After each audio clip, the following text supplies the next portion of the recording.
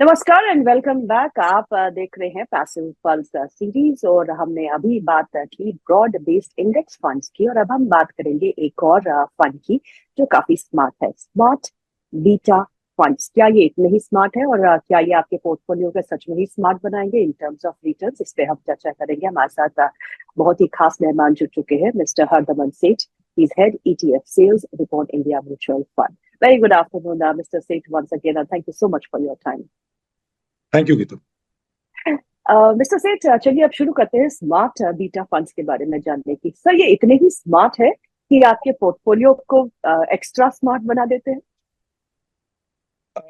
देखिए, जो smart beta का जो टर्म है वो मतलब बड़ा इंटरेस्टिंग है। मैं आपको बताता हूँ कि कहाँ से ये टर्म आया है। तो जी।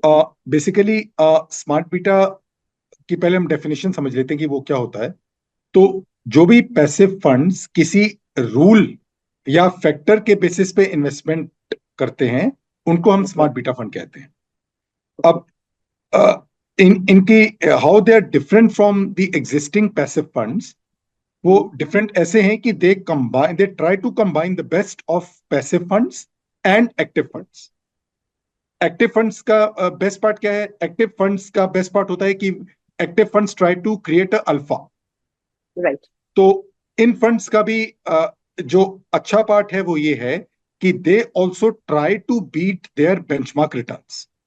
तो जो ओके। भी इनका बेंचमार्क है उसको ये फंड्स आउट परफॉर्म करते हैं। So they take the best from the passive, so they are okay. low cost in that sense also. They are less costly than the active funds, but at the same time they also try to outperform the benchmark index. So उस तरह से that is why इनको smart beta fund कहा जाता है। तो benchmarks को अगर बीट करते हैं तो स्मार्ट तो होंगे ही सर। मिस्टर सेठ, ये बताइए कि आपने कहा कि these funds are based on set of rules and factors. तो ये रूल्स क्या है? I mean, what are the indicators जिसके बेस पे ये फंड को डिजाइन किया जाता है? जी, इंडिया में मोस्टली छह फैक्टर्स हैं, 6 या 7 फैक्टर्स हैं जिनके ऊपर इंडिया में जितने भी स्मार्ट बीटा फंड्स हैं वो लॉन्च्ड हैं। अब ओके। मैं आपको पहले फैक्टर्स बताता हूँ कौन से हैं। जी। जैसे मोमेंटम एक फैक्टर है, ओके। वैल्यू एक फैक्टर है, अल्फा, लो वॉलेटिलिटी, डिविडेंड अपॉर्चुनिटीज, ये सब डिफरेंट फैक्टर्स हैं जिनके बेसिस पे स्मार्ट बीटा फंड्स को डिजाइन किया जाता है। अब ओके। ये हो सकता है कि आप एक फैक्टर यूज करके एक स्मार्ट बीटा फंड बना लें, या अच्छा। हो सकता है कि आप मल्टीपल फैक्टर्स को यूज करके स्मार्ट बीटा फंड बना लें। ओके। आज की डेट में मैं आपको बताना चाहूंगा कि इंडिया में NSE इंडाइसिस जो सारे इंडेक्स को तैयार करता है, उसके जी। पास कुछ ऑलमोस्ट 35 इंडाइसिस हैं जो ओके। स्मार्ट बीटा फंड्स पे ऑलरेडी बनी हुई हैं। और अच्छा। वो इंडाइसिस ऐसी भी हैं जहां पे 3 3 फैक्टर्स यूज हुए हैं। अच्छा। तो आप अल्फा, लो वॉलेटिलिटी और मोमेंटम को कंबाइन करके एक फंड बना सकते हैं, इसमें 3 फैक्टर यूज हुए। आप अच्छा। खाली मोमेंटम को यूज करके एक इंडेक्स बना सकते हैं जहां पे खाली ओके। एक फैक्टर यूज हुआ। तो ओके। एक फैक्टर हो सकता है या मल्टीपल फैक्टर हो सकते हैं, और इन ओके। सब फैक्टर्स को कंबाइन करके भी आप चाहें तो एक नया इंडेक्स बन सकता है जिसपे एक नया फंड लॉन्च हो सकता है। यानी कि सर, जितने भी विभिन्न म्यूचुअल फंड्स हैं जो AMC कंपनीज है, उनके तरीका अलग अलग हो सकता है। वो मतलब एक मैट्रिक्स नहीं फॉलो करेंगे। There is a set of rules, a set of indicators, उसमें से चूज करके वो इंडेक्स को बना सकते हैं, राइट? जी, इंडेक्स देखिए क्या है। इंडेक्स प्रोवाइडर जो NSE है इस केस में, अच्छा। हाँ हाँ। दैट इज उसके पास आप चाहें तो एक एग्जिस्टिंग इंडेक्स चूज कर सकते हैं, उस पर फंड लॉन्च कर राइट। सकते हैं, या राइट। आप NSE के साथ एंगेज करके एक हम्म। नया इंडेक्स भी क्रिएट कर सकते हैं और उसके ओके। ऊपर आप फंड लॉन्च कर सकते हैं। तो दोनों पॉसिबिलिटीज ओके। ओके। ओके।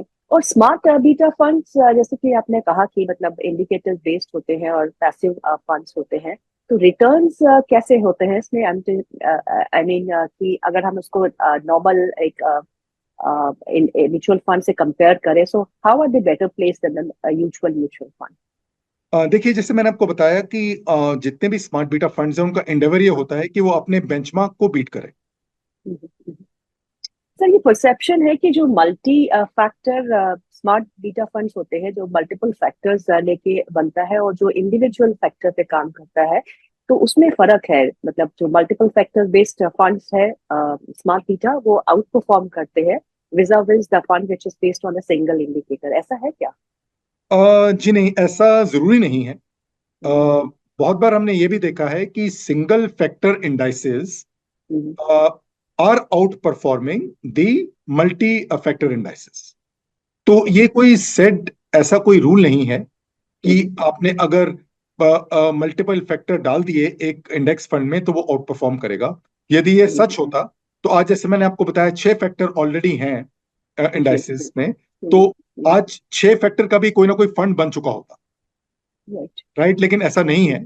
तो ये कोई हम्म, जरूरी नहीं है कि आप अगर फैक्टर्स को इंक्रीज करेंगे एक हम्म, इंडेक्स में तो उसका रिटर्न बढ़ जाएगा। Hmm, single factors are equally और eight times more competent hmm, than multi factor indices to generate hmm. Returns.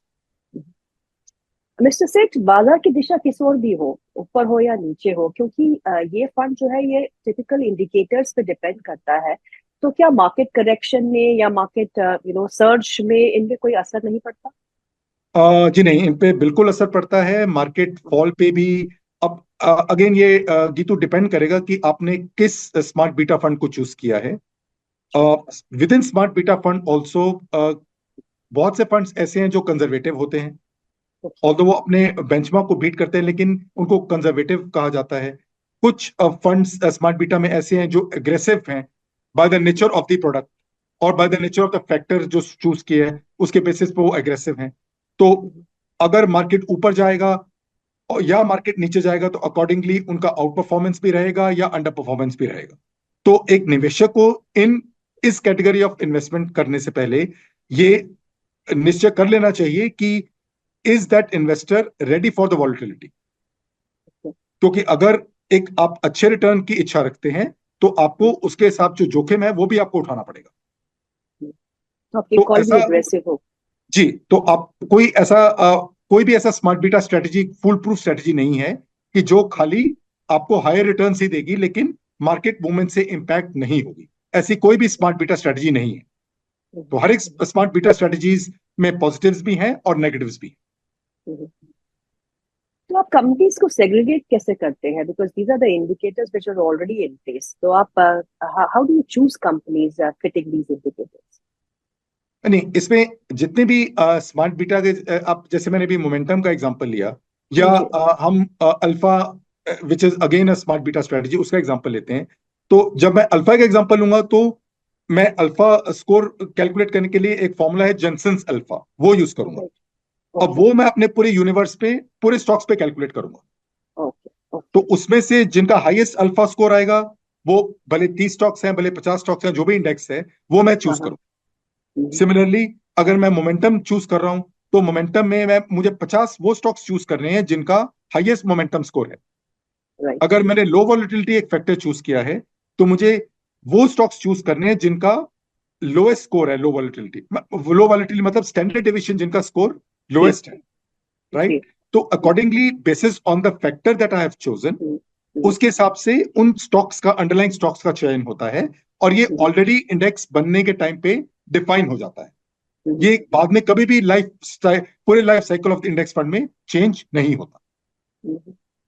यानी कि एक इन्वेस्टर के पास चॉइस है, अगर वो कंजर्वेटिव होना चाहता है तो वो उसी हिसाब के स्मार्ट बीटा फंड में चला जाएगा, अगर वो एग्रेसिव होना चाहता है और is ready to take risk तो वो अपने हिसाब से चूज कर पाएगा, राइट सर? जी, बिल्कुल बिल्कुल।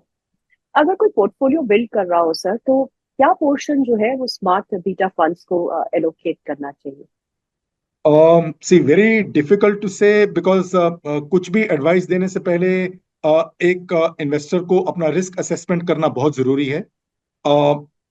You know, for a very aggressive investor, he could take a higher exposure into smart beta. जो बहुत कंजर्वेटिव इन्वेस्टर्स हैं, जो रिस्क नहीं लेना चाहते हैं, they might be comfortable with a small percentage. तो there is no standard rule इसमें की, तो इसमें हर इन्वेस्टर को, हर निवेशक को अपना जोखिम, उसकी लेने की कितनी कैपेबिलिटी है, उसके हिसाब से they will have to see, they will have to assess, and accordingly उनको ये डिसाइड करना पड़ेगा कि उनको स्मार्ट बीटा फंड में एक्सपोजर लेना है कि नहीं, और अगर लेना है तो कितने परसेंटेज ऑफ द पोर्टफोलियो ये एक्सपोजर उनको लेना है। Mr. Seth, how often is this fund reviewed in the sense that आपने किसी एक फैक्टर पे को लेके आपने एक फंड डिजाइन किया, से मोमेंटम, राइट? पर हो सकता है कि अगले 3 महीने में the momentum for that particular stock which is the part of that index fizzles out, और कुछ हो जाता है या कोई फ्रॉड हो जाता है या कोई स्कैम हो जाता है। तो आप कितने ऑफन जो है ये फंड को रिव्यू करते हैं, और फिर आप कैसे एलोकेशंस आपने अच्छी की हो या उसी हिसाब से आप एलोकेट भी करेंगे? So review is a very important thing in these kinds of funds, right? जी, I think it's a very important question and तो इसमें देखिए क्या है कि पहली बात तो ये एक इंडेक्स फंड है, तो इसमें कोई भी एक्टिव रिव्यू नहीं है। अच्छा। जो भी इंडेक्स का जो जैसे आपने रिव्यू कहा, हम इसको टेक्निकल पार्लेंस में रीबैलेंसिंग कहते हैं, जिसमें कि स्टॉक का परसेंटेज प्लस माइनस कितना होना है, स्टॉक इंडेक्स में रहेगा कि नहीं रहेगा उसका डिसीजन होना है, कौन से स्टॉक्स इन आएंगे कौन से स्टॉक्स आउट जाएंगे। जैसे आपने मोमेंटम का एग्जांपल लिया, अब मोमेंटम में हो सकता है कि एज यू राइटली सेड कि 3 महीने में कोई स्टॉक फिजल आउट कर गया, उसका मोमेंटम फिजल आउट कर गया, तो वो स्टॉक अब उस इंडेक्स में रहेगा कि नहीं रहेगा, और अगर बाहर जाएगा तो कब बाहर जाएगा। तो ये सब जो डिसीजन है ये उस इंडेक्स के रीबैलेंसिंग पे डिपेंड करता है। अब मोस्टली ये देखा गया है कि जितने भी स्मार्ट बीटा फंड्स हैं उनका जो रीबैलेंसिंग का पीरियड है दैट इज एवरी 6 मंथ्स। तो उस 6 मंथ्स के दौरान अगर कुछ भी मार्केट एक्शन हो रहा है, भले वो स्टॉक आउट परफॉर्म कर रहा है भले अंडर परफॉर्म कर रहा है, it will continue to stay in the index till the time उसका नेक्स्ट रीबैलेंसिंग ड्यू है।